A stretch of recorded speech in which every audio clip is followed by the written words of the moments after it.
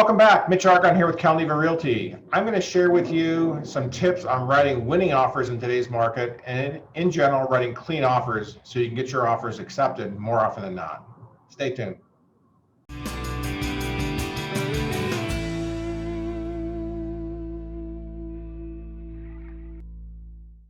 Okay, let's go through a few tips. I've been spending a lot of time talking with agents on my team about writing offers, better offers, clean offers.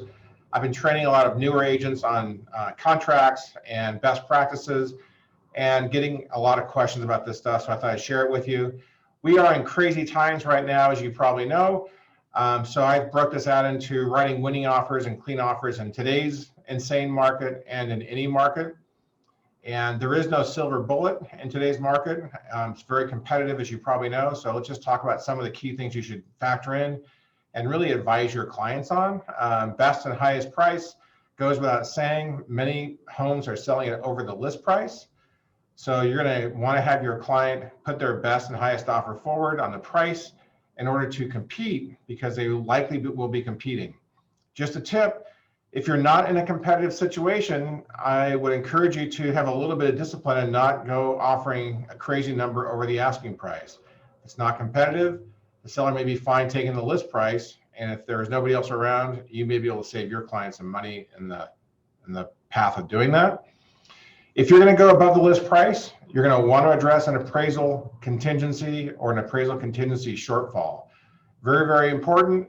No seller wants to have a high offer price and then have to be pulled back down based on an appraisal.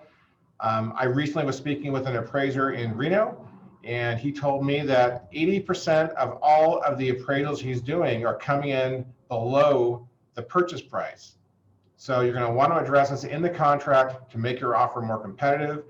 You can do this by waiving the appraisal contingency in its entirety, or by doing it for a certain amount, maybe up to $20,000, $30,000, $15,000, whatever your client is comfortable with and has the ability to make up if the appraisal does come in short. We have a standardized set of language that we use with our group to help them to put that language together in a very consistent and high quality way. Encourage a buyer to qualify for a conventional loan if they're getting a loan, or if they're paying cash or in a great position. It is very difficult to have a buyer win in a competitive situation if they're using a VA or an FHA or a Nevada grant loan product. So if they have the ability to go to a conventional, it's going to dramatically improve their competitive position. I'd strongly encourage you to have that conversation with your buyer. Next one down here is closing costs or seller cost. In general, the more things you load onto that seller in terms of cost, like repair allowances, paying for a home warranty, any closing cost splits that are not normal or typical that we usually do in our marketplace, you're really detracting from the purchase price on your offer. So I'd encourage you to make those things clean. Of course, advise the client so they understand that a zero repair allowance does not nullify their opportunity to have an inspection and cancel if the inspection is not satisfactory. But it's going to make a big difference in just making your offer cleaner and more attractive to the seller. Last thing here, any seller sweeteners. I'm using here rent back, flexibility, or cost as one of them. A lot of sellers are apprehensive about selling in today's market because they know they're going to be buying in today's market. So if you can give that seller some cushion in terms of a rent back, whether it's at market rates, reduced market rates, or free, that is going to be a sweetener for the seller, and that could be a difference maker if you're able to offer them that flexibility over an offer that's more rigid in terms of the move-in and move-out date. Okay, in any market, these are tips for today's market. There are probably other things you could do. I'm just putting a couple of key things to think about. But in any market, here's some things that I see when I'm listing properties and I get offers coming in that I don't like, and sometimes the clients don't like it. But don't email extra documents. If you're going to send over an offer, the listing agent doesn't need to see your duties owed and your COVID-19 advisory and your get a home inspection and your common interest community and all those different things. Just send over what the seller will need to review and respond to or sign if they're going to accept the offer or prepare a counter. So the purchase contract and any addenda that you might have that require a seller signature. Don't send anything more than that in terms of extra documents. Next thing, put all your documents into one PDF. Make it really easy for the listing agent to process that information. I sometimes get offers and I get a bunch of different PDF documents, and it's kind of a pain. I've got to go through and organize them or split them apart if they're sending me extra documents in one PDF. And it just makes more work for the listing agent.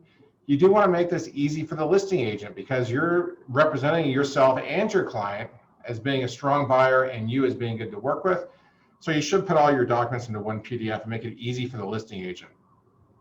Something else I see in many cases is blanks or missed checkboxes in the offer.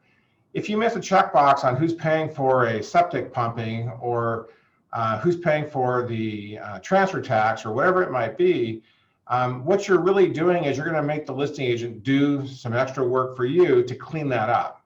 They're going to have to come back and counter that or do an addendum to make sure that we know who's paying for all these different things and we have absolute clarity. Having those things blank, if you're in a competitive situation, is not good. The listing agent's probably looking for someone who's going to be easier to work with and maybe on their game, and those blanks don't speak well for how that offer would be presented.